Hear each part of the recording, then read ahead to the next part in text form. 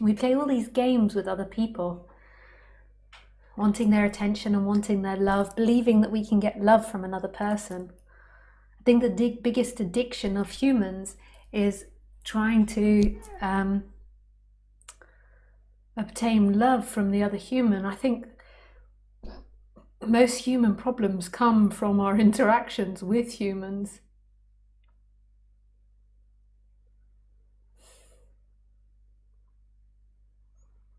Like if you look at all your dynamics, most of it's about all the things that you suffer around. It's about humans and the pain you have.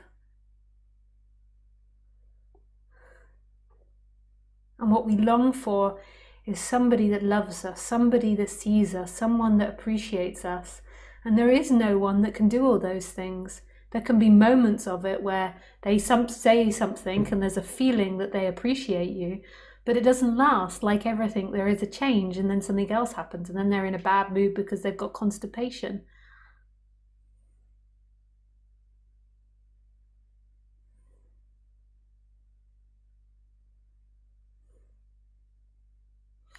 And I think that a lot of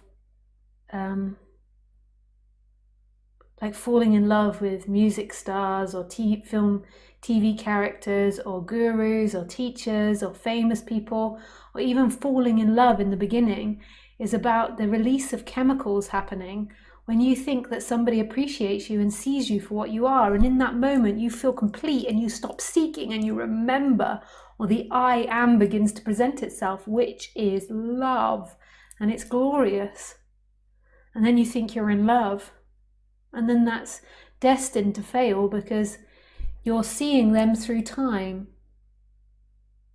So you're watching their behaviors and you begin to see them not act perfectly and not give you everything you want, and you begin to register it and click. And whereas that's nothing to do with love. Love is innocence and seeing someone for what they are, which is the I am, and then having two bodies that are attracted to each other and wanting to be intimate, but seeing them freshly. They're not all those things you hold against them, of being a control freak or too dominant or too passive or too quiet or too loud or too chatty or too messy, or wanting too much from you or not wanting enough from you, or not doing as you say, or not cleaning the house or not fixing the garage, or never cooking, always leaving everything up to you.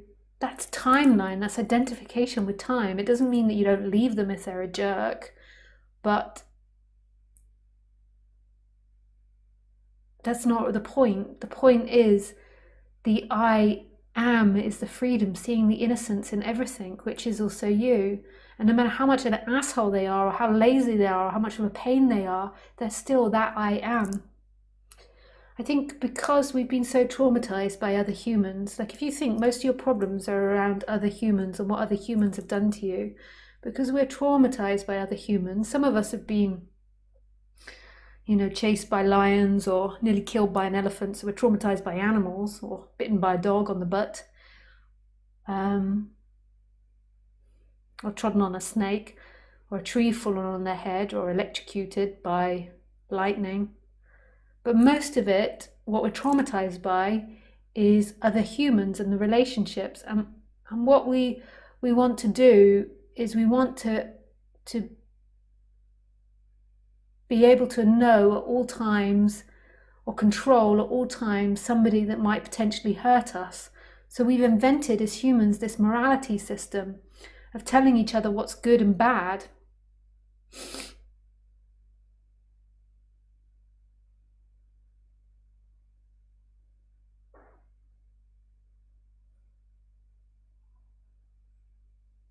And then we're sort of always looking to see if someone's being bad to us. And it makes us not want to surrender. It makes us attached to goodness. And that attachment to goodness stops us surrendering into this lack of control, that we can't control someone being an asshole. We can't control ourselves being an asshole, but that's really scary. We built all this moral and ethical system to try to prevent it happening. But if somebody is a person that doesn't have empathy and does bad things, having that control system is not going to work because they don't feel empathy. So As long as they think they can get away with it, they're not going to care. So it's not a trustworthy system. But you build up this whole system trying to protect yourself in your mind from other humans that might be bad or might lie or hurt you. You can't surrender into that nobody's in control of this. There is nobody. Because you're scared of letting go, and you're even scared that you might be the monster. What if I'm the asshole? And you're so afraid of the asshole. But we made up the good person, the bad person. And we're addicted to looking for this good person that will love us forever, like the unconditional motherly love that we feel like we lost. But really, what we're really seeking for is the I am. This I am love. Home, this, the empty looking.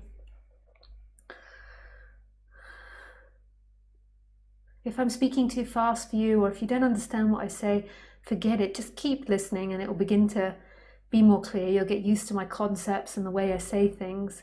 If I'm speaking too fast for you, just tune into my energy and do like a meditation. That's also nice. So we're so addicted to trying to control people, control the other and control our own action. The idea of falling into this free flow of just acting innocently like a child terrifies us. What the other might do to us, or what we might do to the other. Could there be a monster inside? It's not that there's a monster inside anyone. We're robots, really. We're programmed on the human level. If you look at our genetics and our family line, we can't really stand outside of what we're born into. There can be a bit of change, but if your parents all had blue eyes, it's highly likely you're going to have blue eyes. If your whole family had a tendency towards quick escalation towards anger, then there's going to be that tendency there. There's an you can change these things to an extent, neural plasticity, but you'll see that this is like a flow. It's like an ocean just in slow motion. It's like a wave, and your great grandparents were the beginning of the wave, then your great grandparents, and your great grandparents, and your grandparents, and as the wave comes up, then your parents, then you, your children, your grandchildren. It's like a wave in this massive ocean of time, of timeless time. And these actions just happen. And if you've got to be the baddie, you've got to be the baddie. There will be consequences. You've got to be the goodie, you've got to be the goodie. But remember, we made it up. There's not an inherent right or wrongness in this universe. That's really scary, right? You want to argue with me because you want to hold accountable those that have wronged you. You can't. If people have wronged you and not apologized, then they're never going to apologize because they don't feel empathy. But they're just as human as you, with or without empathy. Just as much human. Doesn't make you better or worse than them. Maybe they spend time in jail, or they have no friends, but they're still as much a human, much as flesh. There's a reason for their evolution as much as yours. That's why you're afraid of letting go of control, because you can't hold accountable those that wrong you.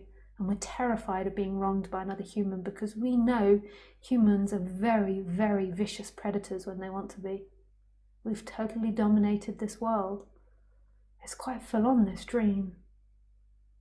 But you don't even like me saying that. Because you fear all that. And while you fear all that, you'll run from it. You'll run. There is love in this world, but not in the place you're looking. You won't find it in the place you're looking. You won't find the love that you're looking for in humans. It's the I am. Humans can be beautiful and compassionate and empathetic, do beautiful, wonderful things, and they can also do terrible things. That's the nature of this universe. The fire can do wonderful things and terrible. The ocean can do wonderful things and terrible. But we think all of that is innocent, or more innocent than humans, because we've got a choice, but we haven't got a choice. Our free will is predetermined in the sense that how can you ever step out of your conditioning and your genetics? When did you ever start a choice? So maybe you think, I sat down. Firstly, who is the I that sat down? But I sat down, I'm listening to Lisa give a talk, and I'm choosing to do this.